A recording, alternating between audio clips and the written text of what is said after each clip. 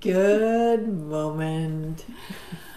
Hola, guten Morgen, bonjour, wherever you are. Thank you for joining us today at our daily contemplation. I am Juna. Sabina. We're from Synergy in Motion, and we really invite you today, especially today, to live true to you and what makes your heart laugh. This is our message every day, but what if for one day you lived true to you? Just for you, just for fun. Mm-hmm.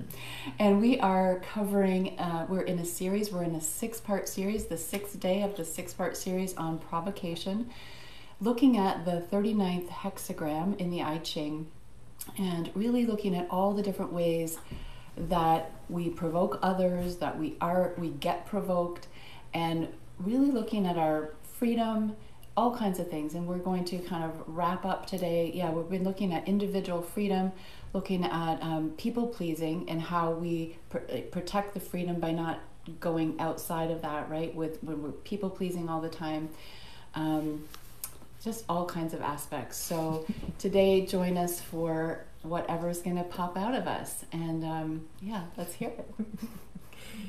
This reminds me of a German saying, which is like, or you describe somebody who doesn't really see the world, only sees their own reality, and they're only focusing on their own bowl of soup, right? When you eat your soup and you don't really perceive anything else, right? And when you imagine somebody sitting there just eating their, slurping their soup and just not perceiving, they're easily provocable. Like you can provoke them really easy because they don't perceive anything else. They're just in their little world. So they're surprised when any energy from the outside world comes in because they're provocable. You can push their buttons very easily, right? Yeah. And then they have to defend their own bowl of soup. Don't eat it, and don't even look at it. Don't even question. And look at how many people live that way, of just living in their own little world and defending that own little world. And we talked in the beginning about that our individual freedom is such a precious gift that we defend at any cost, right? And instead of having to give this up, the journey is to look up from your soup bowl. Right? A lot of people say that the ego needs to die and we need to give up our individuality. I actually have a little bit of a different take. We talked about that and kind of realized this morning is that it's not necessarily about giving up your individuality, your sovereignty. I actually very strongly believe that that is not the case. It's about expanding it, expanding your freedom. What if you didn't have to give up you in the journey of coming from this world to this world, of embracing all of it as the whole creation and really being in communion with all that is as a sovereign being the unique you without eliminating the other as not you. Yeah, I mean, we talked about the bigger picture yesterday, right? Yeah. And so can you actually, this is a question that I've been asking myself and I want to ask you, like, what would it be like to be unprovocable? And to be unprovocable, like not to be at the effect of other people poking at you. Like, what if you didn't have any buttons to push? That's what we're talking about here. That's the power and the potential of living really true to you. And it's not you in your isolation, but it's you in communion with all that is. When you open and expand your world to include everything and everyone, there is no provocation. There is no other as such. There's nothing, there's no button to push, because the buttons can only be pushed when you are attached to defending and holding on to something of value to you. Your bowl of soup. Yeah, your bowl of soup. You can only be pushed your buttons when you are holding on to something. When you can truly let go of the attachment. You're not letting go of the thing, but you're letting go of the attachment to it. And it's and knowing full well that if you let that go and you really need it again, it comes back to you. When we live in a way of communion, we're part of all of life, and all of life it's a constant steady stream of life comes and life goes and life moves all the time. And with that, what used to be a provocation. It's not that moving and that intensity disappears, not at all. But instead of having eat a bowl of soup right now, Okay. right? So there's an energy coming in and provoking, right? So you don't see that, and when you lift your eyes and you eat your soup and enjoy it and see the rest of the world, you see an energy coming, and you can actually respond to it. You can play with it, you can use it. It actually adds to your abundance. So, which is something that we will dive into the next series. It's that big abundance, because you can then actually, in that moment when you actually perceive what's in the air, what flies around, the movement of energy, you can dance with them and use it, contribute to it. You're part of the dance instead of being at the effect of the dance. And it's not about not living a life of surprises and, you know, being because you're going to be provoked, you're going to be surprised, because we get into our tunnel and we're going to be surprised. But then you know, taking that pause and breathing in and allowing it in, rather than having to, like, the immediate effect of pushing it away.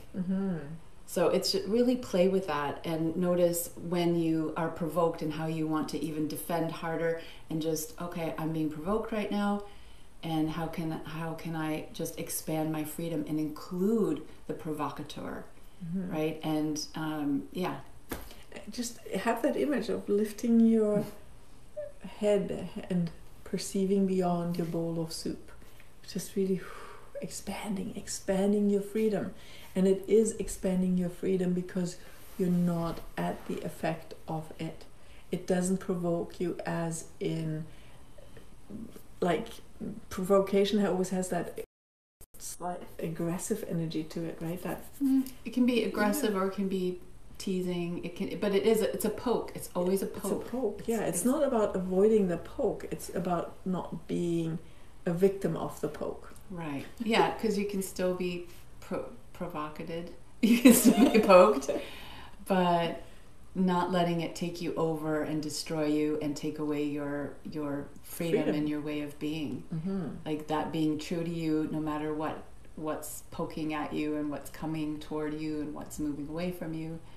So how would it be to, like, for you to see where we are at on the planet right now, no matter whether your focus is environmental, political, social? What would it be like for you to lift your perception up and include all of it and see, wow, we're in such transformative times right now, and it's a big bowl of soup, and you're just lifting your awareness and lifting with that also all of our awareness, because we as humankind need to lift our awareness beyond our own bowl of soup, beyond the human reality, right? That's shifting right now, and everyone who does that, who allows themselves to move from this perspective to this perspective, contributes to that movement, so that a new way of being, where we are all in communion with each other, can actually unfold. That bowl of soup works well.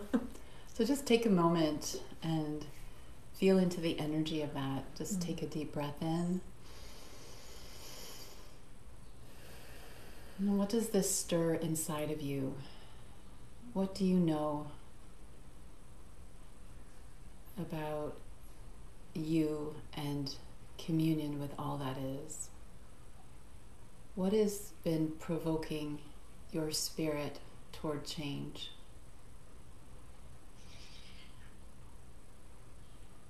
And just allow the energy to move without having to understand it. Allow the energy of that provocation to move through you, to unblock stuck energies in your body, and to embrace change, to invite change, to be the change.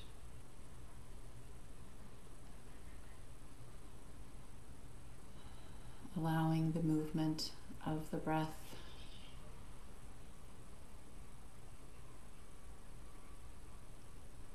in and out, allowing the pause allowing the wave.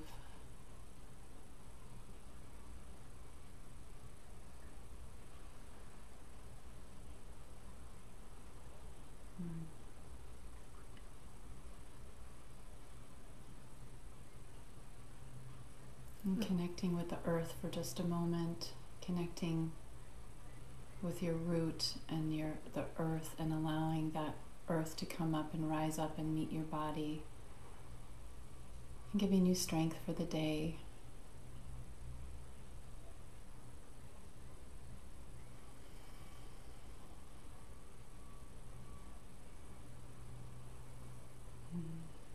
Thank you. Expanding your freedom. Yes.